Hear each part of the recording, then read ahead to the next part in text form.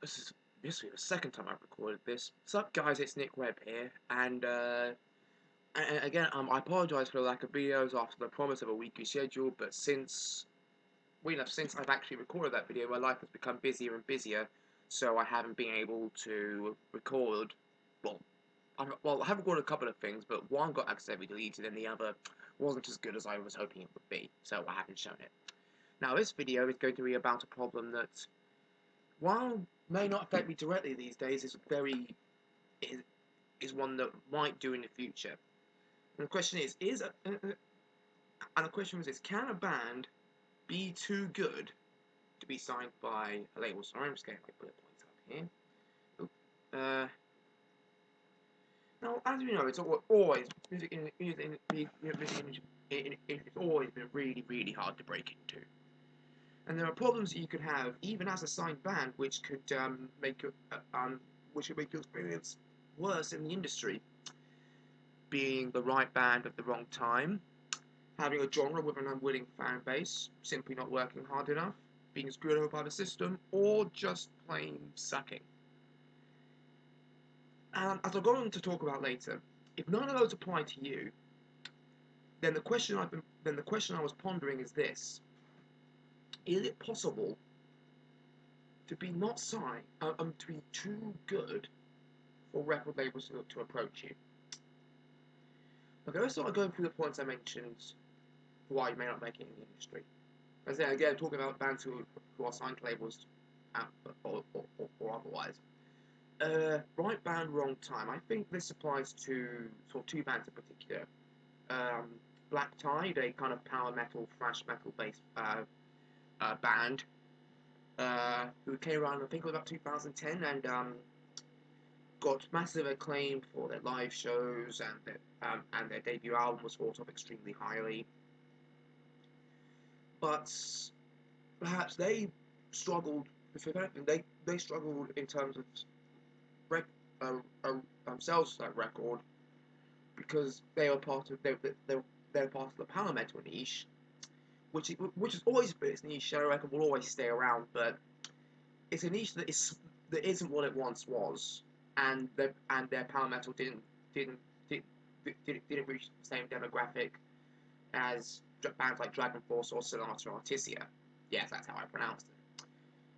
And their thrash metal side wasn't matching up to other albums that were released around the time by bands like Silosis, Trivium, with the Trivium, the Crusade wasn't that long ago, and hell, even Metallica's Death Magnetic, which I think was 2 years prior to that.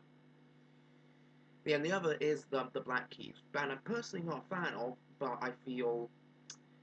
but they, despite the fact they're very successful, I believe they suffer from it as well. Their style was very kind of mid to late 60s to mid 70s rock. That's the style that they write the songs in, and then the style of their vocals and whatnot. And while not a bad style, I'm going to be a fan, it's not a bad style, and the songs aren't terrible. Perhaps they're just 30 or 40 years too late.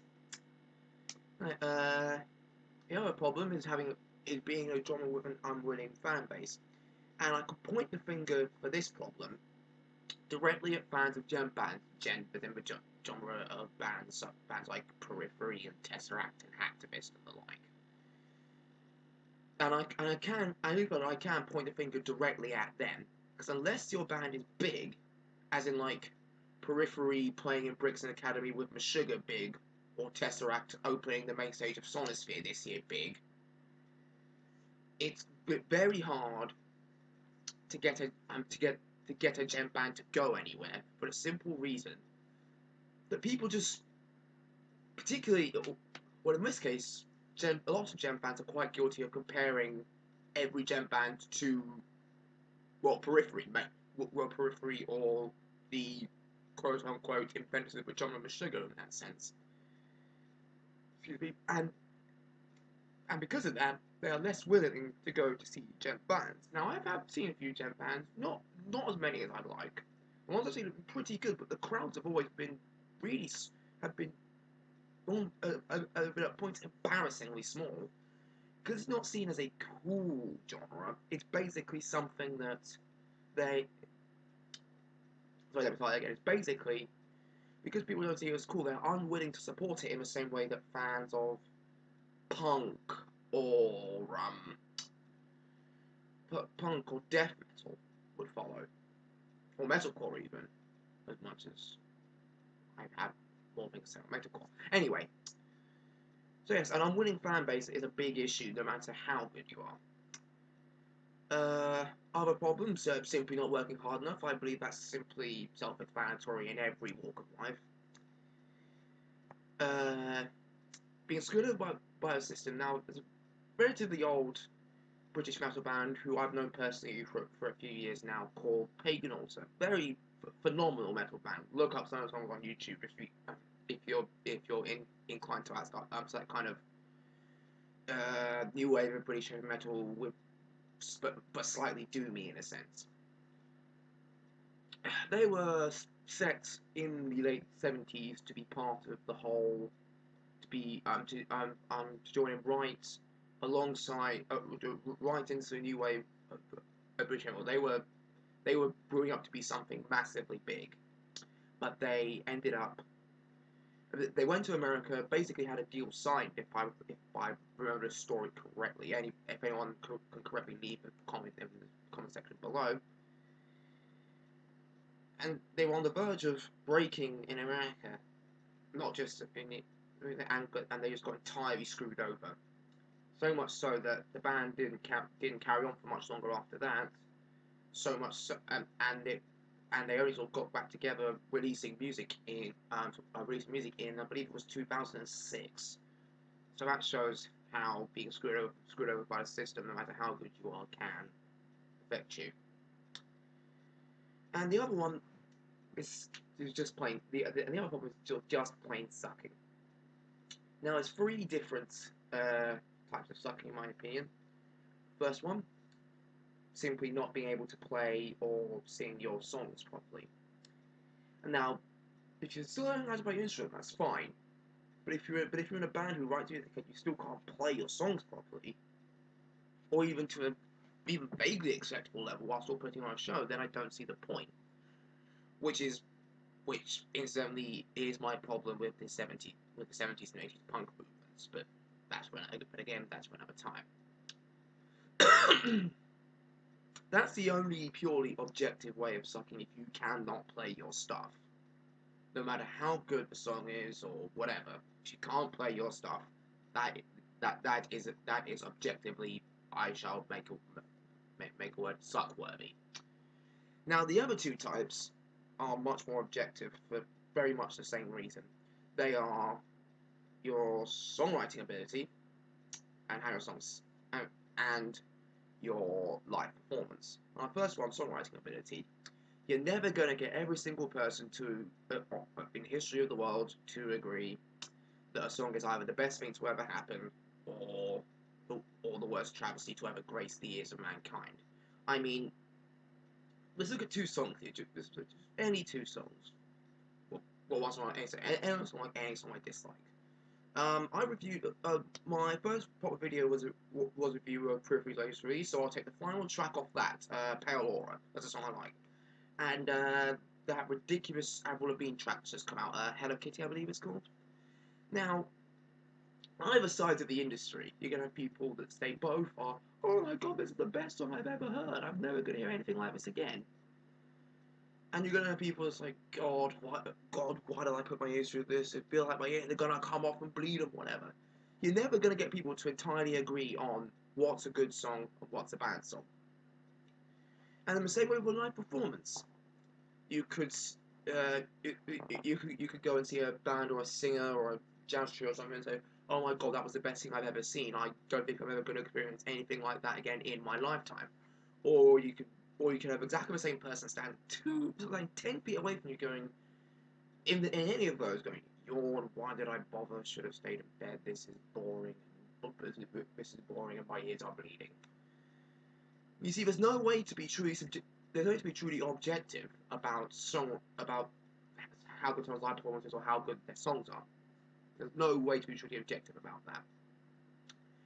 Okay, now time to get to the crux of the problem. If you've got past all those problems, if you've got past haven't been screwed over, sorry about that noise. If you haven't been screwed over, if you haven't got, if you haven't got problems playing your songs, if you haven't, if you are of the moment, if you are, yeah, if you are of the moment, then is it possible to be too good? Logically, you'd say no because you think, like, logically labels only sign the best bands that will make them the most money, and that is true. But you don't. But I don't. But record labels especially more these days, I don't think are looking for a band that's a finished product in terms of sound or image or live performance.